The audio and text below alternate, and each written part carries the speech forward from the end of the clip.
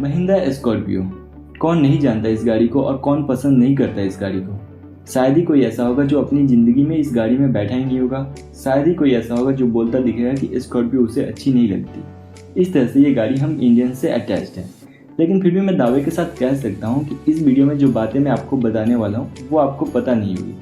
सबसे पहली और कॉमन बात है कि इस गाड़ी को इंडिया में 2002 में लॉन्च किया गया था। मतलब थोड़ा बहुत नहीं, लगभग 21 साल हो चुके हैं इस गाड़ी को इंडिया में लॉन्च हुए। उस समय इस गाड़ी को सिर्फ और सिर्फ 5.5 लाख रुपए पे लॉन्च किया गया था। आप देख सकते हो कि कितना अंतर आ चुका है चीज़ों में। आज के टाइम पर 5.5 लाख रुपए में सिर्फ और सिर्फ ऑल्टो ही मिल पा रही है। अगर आज के प्राइस देखें तो 20 सालों में स्कॉर्पियो 3 गुना हो चुकी है। करीब 13.25 लाख रुपए से शुरू होकर 19.5 लाख रुपए तक मिलती है। सेकंड फैक्ट काफ़ी मजेदार है जो शायद ही आप में से किसी और को पता हो। महिंद्रा एंड महिंद्रा कंपनी गाड़ियों का प्रोडक्शन नहीं किया करती थी। ये सिर्फ और सिर्फ गाड़ियों के पार्ट्स को असेंबल करके गाड़ी बना दिया करती थी। लेकिन एक समय तक असेंबलिंग करते करते इन्होंने फैसला लिया खुद की गाड़ी बनाएंगे। तो वहीं से स्कॉर्पियो की कहानी शुरू होती है। फैसला तो ले लिया, लेकिन गाड़ी बनाने के लिए जो नॉलेज चाहिए उसमें ये 0 सन्नाटा थे। क्योंकि अभी तक तो सिर्फ गाड़ियों के पार्ट्स को ही जोड़े थे। तब जाके इन्होंने भारतीय शक्ति यानी कि जुगाड़ का इस्तेमाल करा और सिर्फ डिजाइन और कॉन्सेप्ट को सप्लायर्स को बता दिया। बाकी सब कुछ सप्लायर्स ने किया, जैसे इंजीनियरिंग हो, टेस्टिंग हो, वैलिडेशन हो या मटेरियल सिलेक्शन हो, सब कुछ सप्लायर्स ने ही किया। बाद में जब पार्ट्स बनकर तैयार हो गए, महिंद्रा ने पहले की तरह इनको असेंबल किया और प्रोडक्ट को तैयार कर दिया। महिंद्रा ने ऑस्ट्रेलिया और जापान के कुछ कंसल्टेंट की मदद ली, तब जाकर कहीं 4 साल में ये स्कॉर्पियो तैयार हुई। हालांकि जितनी आसानी से मैंने कह दिया उतना आसान कुछ भी नहीं रहा होगा, क्योंकि महिंद्रा स्कॉर्पियो जैसी देसी गाड़ी को इंडिया और यूके में डिजाइन किया गया। जर्मनी और ऑस्ट्रिया के इंजीनियरिंग का इस्तेमाल किया गया। सीट्स को इटली में बनाया गया, पैनल को स्वीडन में बनाया गया और बॉडी को कोरिया में बनाया गया। तो आप देख सकते हो हमारे आगे तो बस एक गाड़ी आकर खड़ी हो जाती है जिसको हम 2 मिनट में बता देते हैं कि ये अच्छी है या बुरी। लेकिन उसको बनाने के पीछे कितनी मेहनत लगी है ये तो उसको बनाने वाला ही जानता है। तो स्कॉर्पियो महिंद्रा की पहली ऐसी गाड़ी है जो उन्होंने खुद बनाई थी, ना कि असेंबल की थी। तीसरा फैक्ट, इसमें से हर किसी को लगता है कि स्कॉर्पियो को स्पेसिफिकली इंडिया के लिए बनाया गया है, जिसे इंडिया में ही खरीदा या बेचा जाता है। लेकिन ऐसा बिल्कुल भी नहीं है। शुरुआत से ही स्कॉर्पियो महिंद्रा का ग्लोबल प्रोडक्ट है, पूरी दुनिया में बेचने और खरीदने के लिए।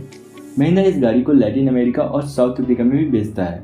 यूरोप में भी इस गाड़ी को महिंद्रा कोआ के नाम से बेचा जाता है। ऑस्ट्रेलिया में भी इस गाड़ी का जो पिकअप वर्जन है, जिसे इंडिया में गेटवे के नाम से जाना जाता है, उसे बेचा जा रहा है 2009 से। इसके अलावा ऐसे भी कुछ देश हैं जिनको बोलने में जुबान उल्टी हो जाती है। उरुग्वे, इजिप्ट, इन जगहों पर भी इस गाड़ी को इम्पोर्ट किया जाता है। हालांकि यह गाड़ी इंडिया में जितनी चली, जितनी पसंद की गई, किसी और देश में उतनी पसंद नहीं की गई। चौथा फैक्ट, लगता होगा यार इतनी ज़बरदस्त गाड़ी है, इतना नाम कमाया है, तो इस गाड़ी को बनाने के पीछे बहुत सारा दिमाग लगाया होगा, बहुत मेहनत की गई होगी। लेकिन असल में यह बात पूरी तरह से सच नहीं है। स्कॉर्पियो को बनाने के लिए सिर्फ 23 इंजीनियर ही काम कर रहे थे, जबकि आमतौर पर किसी भी गाड़ी को बनाने के लिए काफ़ी ज़्यादा इंजीनियर एक साथ काम करते हैं। इससे महिंद्रा को फ़ायदा ये हुआ कि समय भले ही ज़्यादा लग गया, लेकिन उतना इन्वेस्टमेंट नहीं लगा जितना आमतौर पर एक नए प्रोडक्ट को बनाने में लग जाता है। चाहे इस गाड़ी की डिजाइनिंग हो या कंप्लीट डेवलपमेंट या फिर नासिक की फैक्ट्री का अपग्रेडेशन का पूरा खर्चा टोटल मिलाकर 500 करोड़ रुपए का है, जिसमें स्कॉर्पियो बनकर तैयार हो गई थी। पांचवा फैक्ट, जिसे आप लोग में से बहुत से लोग नहीं जानते होंगे, कि स्कॉर्पियो में चाहे लाख अच्छाइयाँ क्यों ना हो, लेकिन एक भारी कमी थी, फुदकती बहुत थी। हालांकि आजकल की भी स्कॉर्पियो उचक उचक कर चलती है, लेकिन अगर फर्स्ट जनरेशन स्कॉर्पियो की बात की जाए तो उसमें जो रियर सस्पेंशन था वहां पर लीफ स्प्रिंग का इस्तेमाल किया गया था, जिसकी वजह से इसकी राइड क्वालिटी भी काफी ज्यादा बम्पी थी। मतलब जो पैसेंजर इसके अंदर बैठते थे वो हल्के फुल्के गड्ढों में भी काफी ज्यादा उचक जाया करते थे। ये रोड से चिपक कर नहीं चलती थी, क्योंकि इसमें जो सस्पेंशन का इस्तेमाल किया गया था वो प्रॉपर देसी गाड़ियों में किया जाता था। लेकिन बीतते समय के साथ में अब महिंद्रा ने इसके सस्पेंशन को मॉडर्नाइज कर दिया। हालांकि अभी भी बम्पी वाला राइड पूरी तरह से गया नहीं है। छठा फैक्ट, इस देश का बच्चा जानता है कि स्कॉर्पियो एक डीजल गाड़ी है। आंख बंद करके आप किसी भी पेट्रोल पंप पे जाओगे तो पेट्रोल भरने वाला आपसे कभी ये नहीं पूछेगा कि गाड़ी आपकी डीजल है या पेट्रोल। वो सीधे सीधे डीजल भर देता है, क्योंकि हर किसी को पता है स्कॉर्पियो डीजल गाड़ी है। लेकिन असल में ये बात पूरी तरह से गलत है।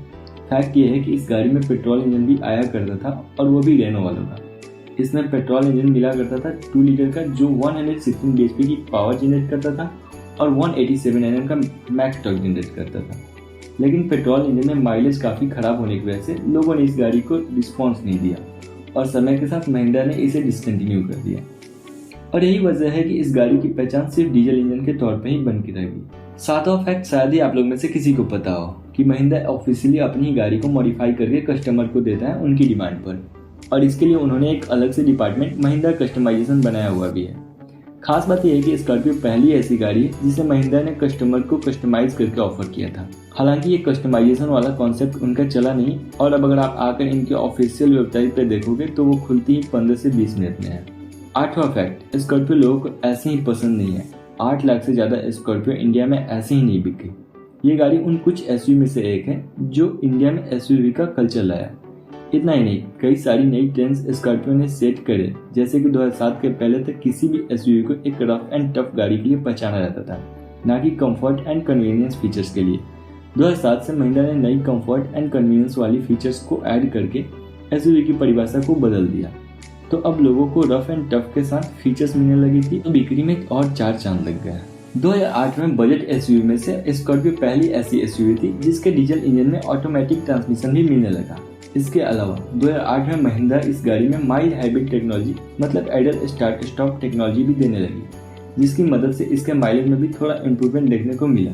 इतना ही नहीं, स्कॉर्पियो एक ट्रू एसयूवी थी, ना कि बाकी गाड़ियों की तरह एक सीडो एसयूवी।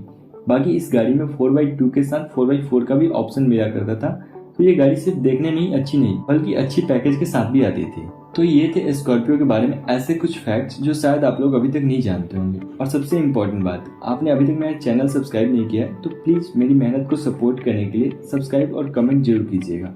धन्यवाद।